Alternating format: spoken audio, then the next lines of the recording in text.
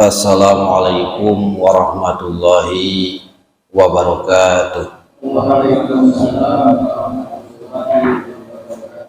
A'udzubillahi minasyaitonirrajim.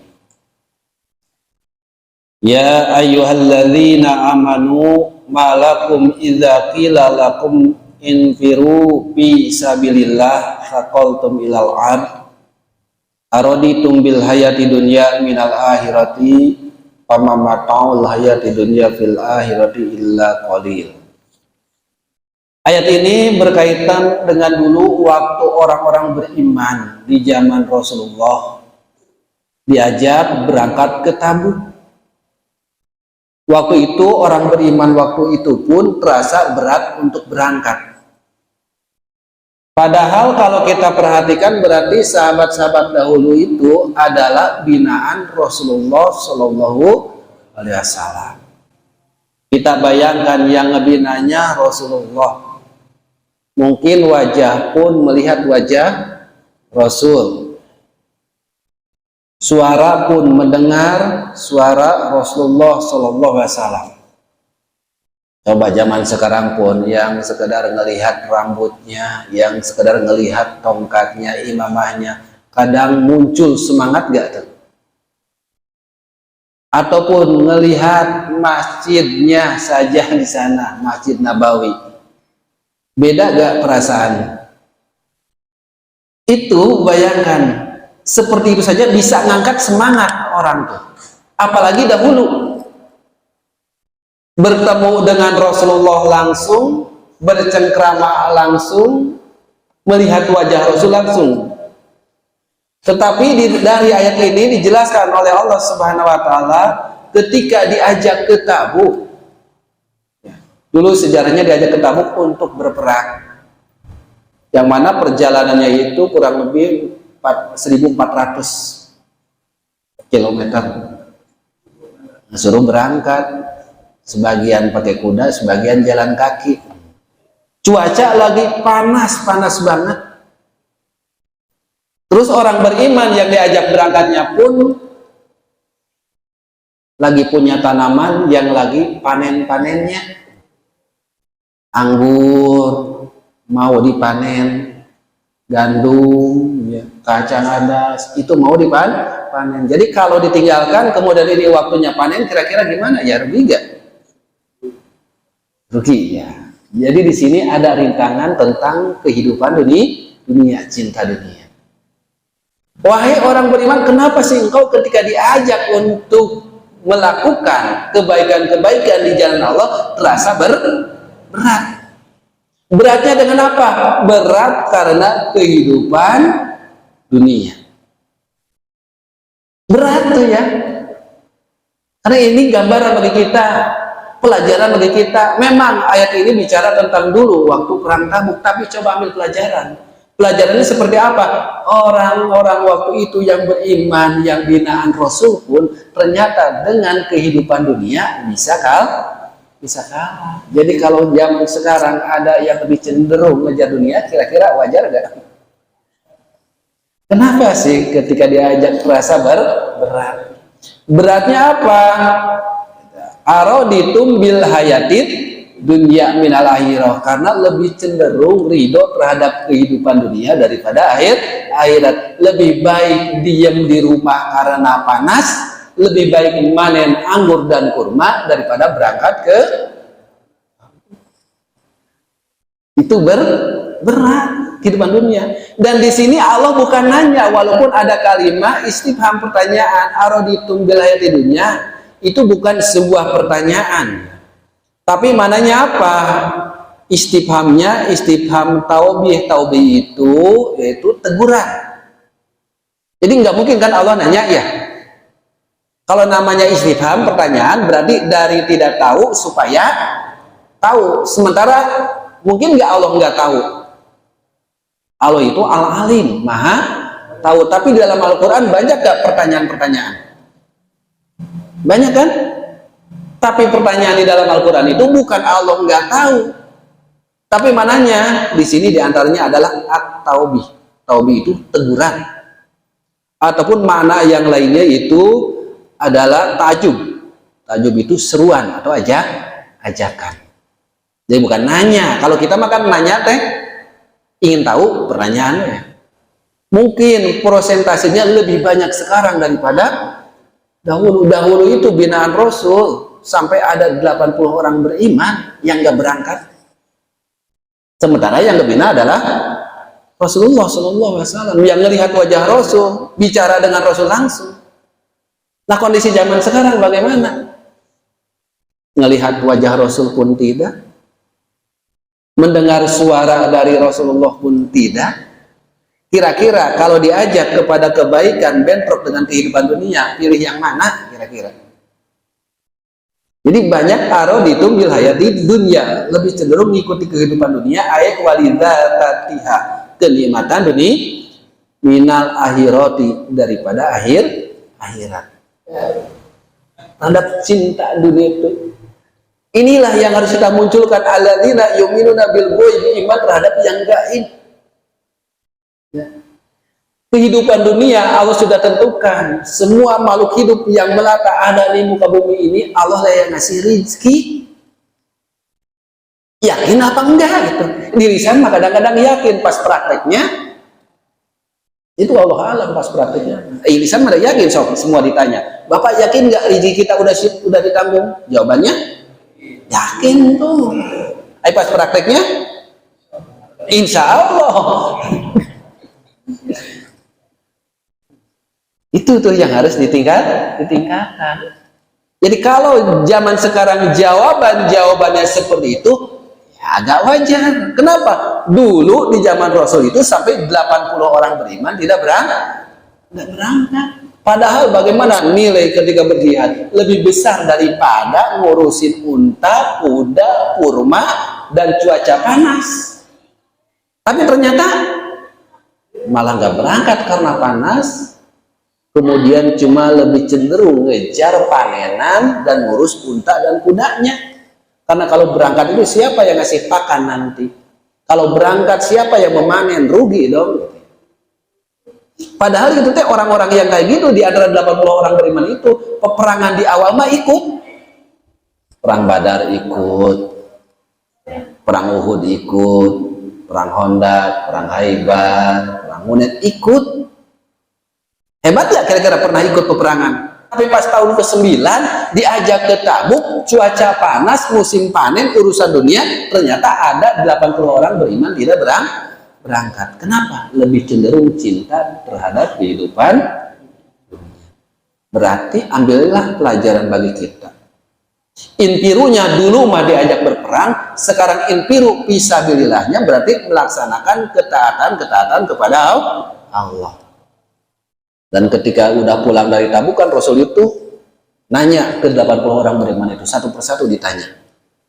Dan Rasul itu tahu sebenarnya sebabnya, tapi Rasul itu akan mendengar apa yang diucapkannya. Jadi mau bohong enggak, pokoknya mah dari ucapannya Rasul itu. Kenapa enggak orang ke Tabuk? Ngakunya mau ujur. Tapi diantaranya nanti ada Ka'ab bin Malik, ketika ditanya bingung. Si Ka'ab mah ya Ka'ab bin Malik. Kenapa engkau nggak berangkat ke Tabuk? Diam lama. Kenapa nggak berangkat? Mau bohong. Udah jelas nanti jadi munafik. Mau jujur, bingung juga. Akhirnya lama-kelamaan jujur. Nggak berangkatnya itu tadi karena kehidupan dunia. Bagaimana tuh sekali nggak berangkat oleh Rasulullah, sekali nggak berangkat tuh dihukum sosial. Nggak diajak bicara, nggak diajak interaksi, ya, itu dihukum sosial sakit tuh dihukum sosial. Itu Ka'ab bin Malik sampai seperti itu. Berapa lama? 40 hari, 40 malam.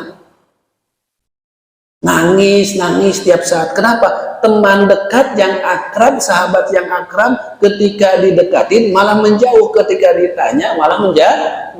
Setelah 40 hari di subuhnya itu, subuh 40, Rasul bicara lagi. Sekarang engkau jauhi juga istrimu. Istri lagi? Awalnya kan sahabat meninggalkan, kerabat meninggalkan, tapi istri masih boleh tuh bareng. Tempat cerita, tempat menangis, tempat mengadu. Tapi setelah 40 hari 40 malam ditinggalkan. Karena perintah Rasul sampai hari yang ke-50. Jadi 50 hari 50 malam sekali tidak berangkat. Nah di subuhnya barulah Rasulullah mendapat kabar dari Allah bahwa dosanya udah diampuni. Bahkan di sini kan di ujungnya dijelaskan oleh Allah Subhanahu wa taala bahwa nilai akhirat itu lebih besar daripada nilai dunia.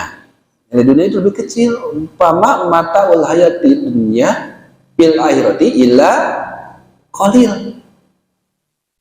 Tidaklah kehidupan dunia ini dibandingkan akhirat itu hanyalah nilai yang sedikit. Sehingga Rasulullah SAW ketika ujung ayat ini beliau menjelaskan, kalau kita ingin tahu perbandingan antara nikmat akhirat yang nanti dengan nikmat dunia yang sekarang itu, coba masukkanlah telunjukmu ke lautan. Jadi bukan ke air yang segini ya. Telunjukmu masukkan ke lautan. Kan celom masukin ke telunjuk, angkat tuh telunjukmu. Nanti ada air yang nempel di ujung telunjukmu. Itulah nikmat kehidupan dunia. Sementara air lautan adalah nikmat kehidupan akhirat. Perbandingannya sangat jauh. Tapi rata-rata ngejar yang setitik apa ngejar yang lautan? Ini kecil sedikit, tapi ternyata berhubung yang sedikit nggak terlihat, lautan mah kadang belum terlihat. Ayo sip dua mah sedikit kita terlihat gambaran Soekarno baraha lembar. Kelihatan nggak? Kelihatan. Jadi kalau lemburan berapa lembar udah terlihat. Tapi ini yang nilai akhirat mana belum terlihat. Jadi kira-kira pilih yang terlihat apa pilih yang nggak terlihat? Maksud dari qalil atau hakir li'anna lidati dunia, karena sifat dari dunia itu adalah hasisatin, yaitu keji, masyubatin yang serupa bil miqdari dengan kehinaan. Jadi hina-hina, wasari'atul zawal dan cepat hilang. Jadi disebut qalil sedikit, disebut hakir itu karena itu adalah kehinaan-kehinaan dan cepat hilang. Nah kembali ke sejarah dahulu lagi. Di antaranya orang dahulu waktu perang ke Tabuk ada sebagian yang nggak berangkat, sehingga Allah Subhanahu wa taala mengancam. Illa tanfiru, ketika engkau tidak mau berangkat, wa'adzibkum azaban alima, Allah akan menyiksa dengan siksaan yang sangat pedih. Bahkan bukan itu doang, ada dua ya, satu disiksa di akhirat. Di dunianya bagaimana? Wa yastabdil qauman ghairukum, dan akan diganti dengan kaum selain kalian. Ayati bihim badalakum, akan nanti ada pengganti-penggantinya oleh kaum yang lebih baik. Sehingga kalaulah misalkan orang beriman dulu nggak berangkat ke Tabuk, bagi Allah mah gampang. Yang nggak berangkat akan disiksa, kemudian ini yang nggak berangkat, ya udah nggak apa-apa, Allah akan gantikan para penggantinya. Berarti kita pun ya pelajarannya bagaimana? Kalau kita nggak menjalankan yang wajib berarti akan disiksa. Kalau kita nggak menjalankan yang sunnah berarti rugi kan ya? Kalau yang wajib kan mayusabu ala filihi wa yu'aqabu ala tarkihi. Kalau yang wajib kita jalankan dapat pahala, kalau ditinggalkan kita disiksa. Kalau yang sunnah kita jalankan dapat kebaikan, dapat pahala, kalau ditinggalkan rugi. Bukan itu aja, kalau ditinggalkan tuh bukan akan disiksa dan bukan rugi saja, tetapi kita pun akan diganti oleh orang-orang yang lebih baik. Jadi kalau Bapak sekarang semua yang hadir di sini nggak mau talim lagi, semua nggak mau berangkat, kompakan nih ya sekarang. Saya ingetin dulu wajah-wajahnya nih. Nanti kompakan, misalkan minggu depan nggak datang. Bagi Allah bagaimana? Udah, kalau ini hukumnya wajib akan disiksa. Yang kedua akan diganti oleh orang-orang lain, entah orang yang dari mana datangnya gitu. Mungkin tetangga Bapak yang dulu susah tapi malah rajin. Bagi Allah masih seperti itu. Kalaupun semua enggak berangkat, satu kondang sudah enggak berangkat, Allah rugi gak? Enggak. Justru kita yang membutuhkan. Ilatan piru ketika enggak berangkat, ayat tahruju keluar ma'an Nabi beserta Nabi sallallahu alaihi wasallam lil jihadi untuk jihad, enggak berangkat tuh. Yu'adzibkum, Allah akan siksa. Kenapa? Karena hukumnya wajib. Bahkan siksanya disifatin azaban alimah. Siksa yang sangat pedih, bahkan diperjelas mu'alimah yang sangat pedih. Bukan itu doang, wa yastabdil kauman, dan akan diganti kaum gue barokum. Nah dulu pun gitu, bagi Allah enggak, silakan kemampuan kita. Bahkan Bapak punya ide, munculkan, itu pun menolong agama Allah. Nah sekarang udah beres, ngisinya pun ini adalah salah satu menolong agama Allah. Dengan kondisi seperti sekarang. Karena fungsinya nolong agama Allah itu adalah li'ila'i kalimatillah, supaya tegak kalimat Allah. Tegak kalimat Allahnya bagaimana? Coba isi. Kemudian laksanakan ajaran-ajaran Islam dengan kemampuan kita masing-masing. Itu kembali ke ayat yang 39. Bagi Allah tidak mengurangi martabat Allah dan juga martabat Rasul ketika kita tidak menolongnya.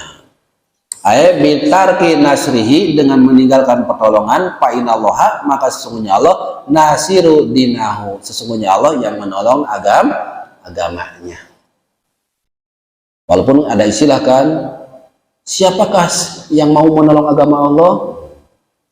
Nahnu ansarullah. Siapakah yang mau ngisi masjid setelah mega seperti ini? Nahnu, kitalah semua yang akan mengisinya. Wallahu ala kulli syai'in qadir. Allah terhadap segala sesuatu maha berkuasa. Nah kemudian Allah berikan contohnya juga. Nih Allah buktikan.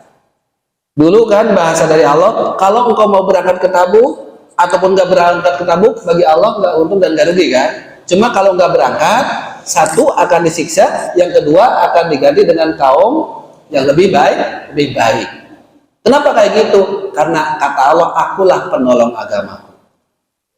Allah yang akan menolong. Maka Allah buktikan dengan perjalanan Rasul dan Abu Bakar di ayat yang ke-40-nya. Illa tansuruhu faqad nasarallahu. Ketika engkau enggak mau menolongnya, di sini adalah menolong Nabi Muhammad SAW. Faqad nasarahullah, faqad nasara, maka telah menolongku kepada Nabi Muhammad siapa Allah. Id ahrajahu aladina kafaru, ketika orang-orang kafir mengejar Nabi Muhammad dan Abu Bakar Siddiq ya. Jika kan dikejar-kejar Nabi Muhammad, kemudian masuk ke gua Sur ya. Sanisna ini seorang dari kedua orang tersebut, yaitu Abu Bakar tadi dan Rasulullah Shallallahu Alaihi Wasallam. Idhuma pigor, ketika kedua orang tersebut, yaitu Rasulullah SAW dan sahabat Abu Bakar, filgor, yaitu di gua di Jabal Sur.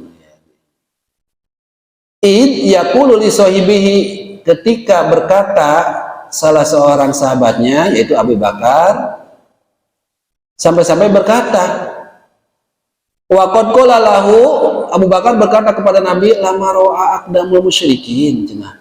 Kalaulah orang-orang musyrik itu jongkok sedikit saja, kita ini kelihatan. Coba bayangkan, yang ngejar-ngejar itu bawa parang, bawa tumbang, siap membunuh Rasul. Kira-kira Bapak pun dikejar-kejar orang, kemudian orangnya lewat di depan Bapak lagi nyumput ya di bawah misalkan tempat tidur, orang lewat-lewat, takut gak kira-kira? Sebagai manusia sama Abu Bakar pun, karena bahasanya kalaulah orang-orang musyrik jongkok saja pasti kami itu terlihat. Tapi disinilah Allah buktikan pertolongannya. Bagaimana? Mendadak tuh pintu gua ada sarang laba, jadi laba-laba bikin sarang. Itu kan bentuk Allah akan nolong. Kemudian ada merpati yang bertelur di sana. Kalau merpati sifatnya itu, kalau ada manusia kira-kira terbang nggak? Terbang. Ditambah ada angkar yang melintas. Jadi itu kepenasaran itu hilang. Orang musyrik, orang kafir nggak ada yang mau jongkok karena melihat seperti itu. Itulah bukti pertolongan dari Allah, dari Allah Subhanahu wa Ta'ala. Cina itu mah orang dahulu, Rasulullah dan Abu Bakar. Iya, sama saja, pertolongan Allah pun akan ada. Ketika Abu Bakar dan Rasulullah ditolong oleh Allah karena menolong agama Allah, berarti orang-orang sekarang pun ketika sama menolong agama Allah, pertolongan pun akan ada apa enggak? Ada. Allah mah berjanji nggak akan menyelisihi janjinya, nggak perlu dipinta. Justru yang jadi penghambat, penghalang ketika kita mengharapkan balasan dunia. Kan jadi gitu. Acena kata Allah akan dibalas 700 kali lipat. Kebutuhan bulan ini 14 juta. Kira-kira sedekah baraha supaya dapat 14 juta. Nah, keluarkannya 20.000 supaya menang 14 juta. Nggak perlu seperti itu. Karena ayat ini sama akan berlaku ke siapapun. Dari pelajaran ini akan ada hikmah bagi kita. Kalau kita nolong agama Allah, Allah akan menolong kita. Intansullah yang surukum, ketika kita nolong agama Allah, maka Allah akan menolong kita. Yakin apa enggak? Ketika berkata salah seorang kepada sahabatnya, ya kekhawatiran ada, ketakutan ada, berarti diuji dengan ketakutan. Ya kita ujiannya macam-macam. Ijaqul li soibi la tahjan innallaha ma'ana, jangan bersedih hati, sesungguhnya Allah beserta kita. Artinya binasrihi, pertolongan Allah itu akan selalu ada. Fa'anjalallahu sakinatahu, kemudian Allah turunkan ketenangan, ketenangan alaihi kepada Abu Bakar As-Siddiq. Oh, berarti kita pun sama. Kalaupun itu gambaran waktu dulu, ya, ketika di zaman diajak ke Tabuk, kemudian kita pun zaman sekarang, kebutuhan ada, ujian ada. Dulu mah ujiannya dengan ketakutan kan. Kalau sekarang ujiannya mungkin wala nabluwanakum bisyai'in minal khauf. Dulu takut, mungkin kita takut enggak, tapi wanaksi minal amwal, kadang ujian kita mah dikurangi harta. Jadi mau ngejar akhirat ya kadang diuji dengan kurang harta. Atau wanaksi minal amwal wal anfus, diuji dengan diri, kesehatan mulai berkurang, ya. Anfus wasamarot, tanam-tanaman, panen-panenan gagal itu ya. Mau ngejar akhirat diuji dengan itu. Cuma tetap mau ngejar akhirat, apa terhalang dengan kehidupan dunia. Ujian masih ada. Dulu diujinya dengan ketakutan. Mungkin sekarang kita dengan berbagai macam ujiannya. Bisa ketakutan berbentuk kekhawatiran. Mau taat kepada Allah, mau rajin ibadah, tetapi bingung masih anak kecil. Jadi kalau enggak kerja keras, enggak ngumpul-ngumpul itu ya, khawatir bagaimana nanti anak kita. Allah turunkan ketenangan wa yadahu bijunudin lam taroha, kemudian Allah menolong Nabi dan Abu Bakar dengan tentara yang tidak terlihat. Malaikatun fil ghor, malaikat yang ada di dalam gua. Wa ja'ala kalimatul ladzina kafaru sufla wa kalimatullahi ya ulya, dan Allah jadikan kalimah orang kafir itu hina dan kalimah orang-orang beriman itu mulia, tinggi, luhur. Wallahu azizun hakim. Terus nih kita simpulkan ya di ujungnya, di ayat yang ke-41-nya, infiru hifafau wasikola, berangkatlah engkau di waktu ringan ataupun berat. Diajak ke Tabuk lagi panen, berat gak? Yang tadi itu perang Uhud ikut, perang Badar ikut, perang Hondak ikut, perang Khaybar ikut. Ya. Kenapa bisa ikut? Boro-boro panenan, mungkin lahan untuk nanamnya pun belum punya. Boro ngurus unta dan kuda belum punya. Jadi ketika nggak punya apa-apa, kadang semangat ya. Kita pun kalau diuji dengan kekurangan, rajin nggak tuh? Kadang rajin ya, beda ketika udah subur jadi malas gitu. Ketika belum punya apa-apa mau berdoa rajin, itu usaha rajin ke masjid rajin, eta jabatan udah naik manajer, beda berubah. Waktu jadi operator rajin, naik dikit QC rajin, udah jadi manajer rajin. Rajin kerja. Sehingga kata Allah, infiru hipapa wasikola, berangkatlah engkau di waktu ringan ataupun berat. Jadi jangan pilih-pilih. Kalau waktu perang Badar, perang Uhud bisa berangkat kondisi serba kurang, harusnya mah ketika kondisi serba cukup pun harus bisa berangkat gitu. Hipapa wasikola. Mungkin perang Badar, perang Uhud mah ringan karena beban nggak ada, tadi panen enggak gitu ya. Ketika perang Tabuk ya harusnya mah bisa. Itu ringan dan berat. Berarti kita pun kalau waktu senggang bisa menjalankan nih misalkan acara seperti ini, ataupun nanti bisa sholat malam ketika kondisinya ringan, kondisi berat pun harusnya bisa. Kondisi ringan mungkin bahasa gambarannya sehat, nggak bentrok dengan kerjaan, ringan nggak kalau gitu. Kemudian cuaca cerah. Coba kebalikannya dari 3 lagi kurang sehat, terus bentrok, kemudian hujan gede, mati lampu, hadir mual kira-kira ke masjid.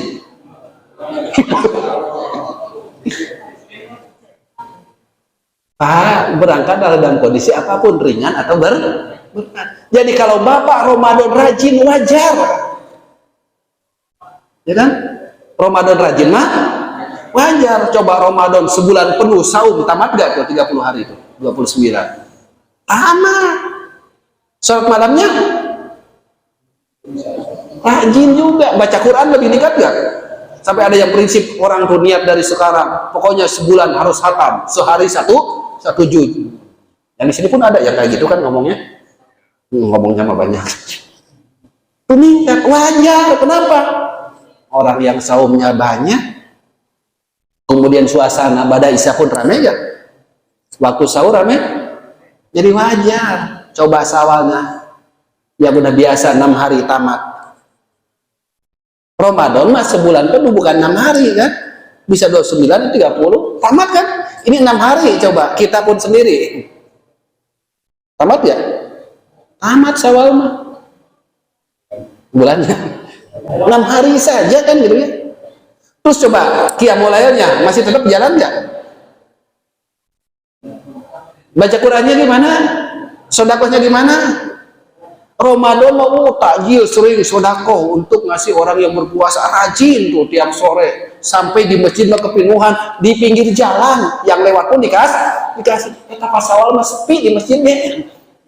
Di ayat ini teh beliau sampai berkata, atau al-ma'ruf fil Islam, taat yang dikenal dalam Islam, dia adalah imtisalul amri, mampu menjalankan perintah, fil usri wal yusri, susah ataupun mudah, wal mansoti wal makruhi, semangat ataupun malas. Jadi kita bisa menjalankan perintah Allah teh, lagi mudah bisa, susah bisa, lagi semangat bisa, lagi malas pun bisa. Jadi kalau kita bisa menjalankan ketika semangat dan kondisi mudah, tapi sebaliknya tidak, disebut taat apa belum? Nah iya. Jadi Bapak mampu menjalankan kondisi mudah dan kondisi semangat. Pas malas dan susah nggak bisa menjalankan. Itu teh berarti belum disebut taat. Nah berarti kita teh udah taat apa belum kalau gitu? Setengah. Taat mah udah setengah gitu. Nah ini PR kita kan ya. Jadi jangan pilih. Ini wajar kalau Ramadan. Coba sawalnya itu, Ramadan itu latihan untuk 11 bulan. Hari pas latihannya sungguh-sungguh, hari pas 11 bulannya malah males kembali. Harusnya mah yang sebulan ini berefek untuk 11 bulan. Kalau di Ramadan Bapak mampu melaksanakan mau tarawehnya, qiyamul lailnya, tahajudnya, ya tuh di Syawal ya ada. Kalau Bapak di Ramadan mampu baca Quran khatam 1 ya, khatam 1 Quran tuh 30 juz khatam. Atuh di Syawalnya gimana? Ini Ini mah kadang jatuh sekaligus ya. Alasan cina mudik segala macam. Bahkan khawatir efek dari Ramadan hampir nggak ada. Sehingga udah berapa kali Ramadan kita menjalankan dengan usia masing-masing, udah berapa Ramadan kita jalankan. Ada nggak perubahan lalakum tatakunnya? Kan harus ada perubahan kan? Ya ayyuhalladzina amanu kutiba alaikumus syiyam kama kutiba alal ladzina min qablikum la'allakum. Itu targetnya supaya kita takwa. Jadi ada perubahan.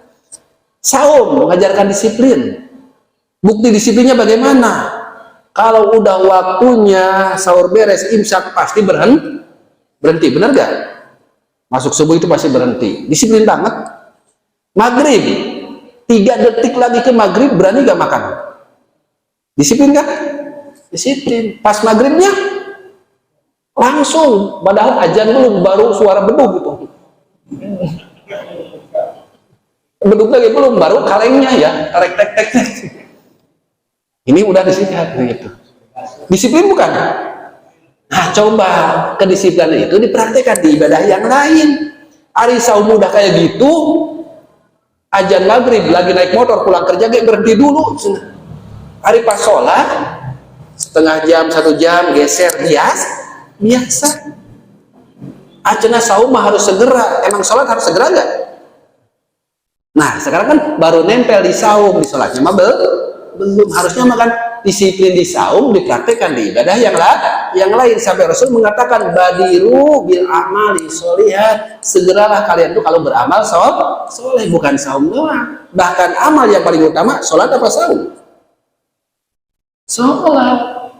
Hari saum udah disiplin hari sholatnya, padahal bapak berapa Ramadan udah lalui. Terbentuk gak perubahannya tuh? Jangan saling nunjuk, ya. Oh, bapak belum, sendiri-sendiri aja.